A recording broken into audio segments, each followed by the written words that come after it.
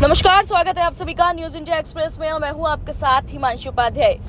हरियाणा में बढ़ते बिजली कट से जहां पिछले कुछ दिनों समस्या का सामना लोगों को करना पड़ा, तो वहीं अब उस समस्या का समाधान होता हुआ नजर आ रहा है। इसी कड़ी में फरीदाबाद के मलेरना गांव सरकारी स्कूल में सोलर पैनल लगाया गया है ताकि बिजली के कट से बच्चों की शिक्षा पर कोई असर ना हो। ऐसे में स्कूल में तो बिजली दी ही जाएगी, बल्कि आसपास के घरों में भी बिजली की आपूर्ति को पूरा किया जाएगा। फरीदाबाद में बढ़ते बिजली के कट और बढ़ते प्रदूषण को देखते हुए अब लोगों ने ज्यादा से ज्यादा सोलर पावर एनर्जी का इस्तेमाल करने का फैसला कर लिया है। हरियाणा सरकार भी अब सरकारी स्कूलों में सोलर पैनल लगाकर बिजली की बचत कर रही है, तो वहीं लोगों को ज्यादा से ज्यादा इस ओर प्रेरित करने का काम कर रही है। इसी कड़ी में फरीदाबाद के मलेरना गांव के राजकीय माध्यमिक विद्यालय में सोलर पैनल लगाकर बिजली के कट से होने वाली परेशानियों के लिए समाधान किया गया। सोलर पैनल का शुभारंभ करने के लिए स्कूल परिसर पहुंचे केंद्रीय राज्य मंत्री कृष्णपाल गुर्जर ने रिबन काटकर शुभारंभ किया।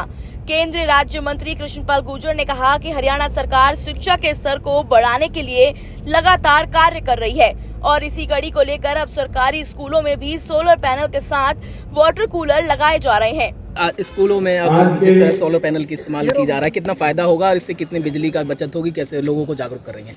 देखिए, आदरणीय मनोहर जी के मार्गदर्शन में शिक्षा पर हरियाणा सरकार का बहुत बड़ा फोकस है जी, कि अच्छी शिक्षा हरियाणा के तमाम बच्चों को मिले और गांव में रहने वाले और गरीब परिवारों के बच्चों को भी वही शिक्षा जो शहरों में बड़े लोगों के बच्चों को मिलती है सीबीएसई पैटर्न पर। उसके लिए हरियाणा में सैकड़ों जगहों पर उन्होंने मॉडल संस्कृति स्कूलों की स्थापना की है और स्कूलों में जो सुविधाएं चाहिए, सोलर से पैदा होने वाली बिजली चाहिए, स्वच्छ पीने का पानी चाहिए, बैठने के लिए फर्नीचर चाहिए, तो वो सारी तमाम सुविधाएं स्कूलों में हरियाणा सरकार मुहैया करा रही है।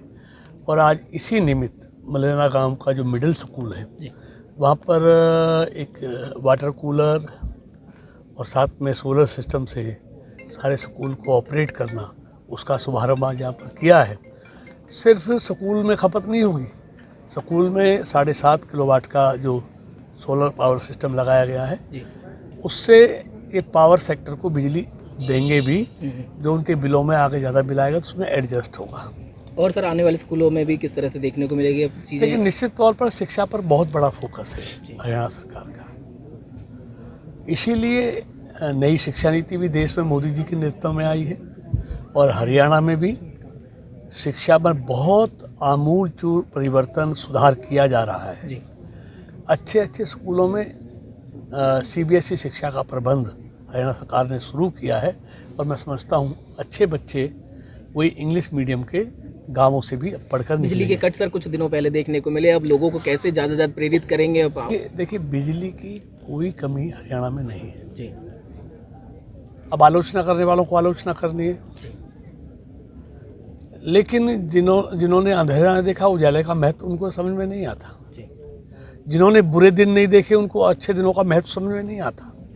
हरियाणा के लोगों ने अंधेरा देखा है और जब से बीजेपी और मनोहर जी की सरकार आई है, किस तरह गांव और शहर में निर्बाध रूप से 24 घंटे बिजली मिल रही है।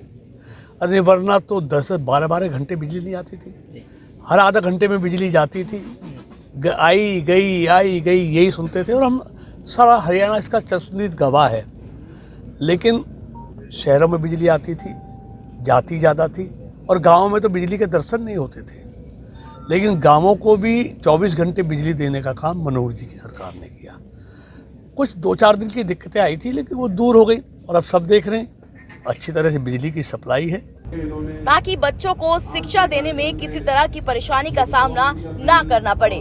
तो इस तरह की तमाम जानकारी के लिए जुड़े रहिए न्यूज इंडिया एक्सप्रेस के साथ। धन्यवाद। और अभी आज महाराणा प्रताप जयंती है।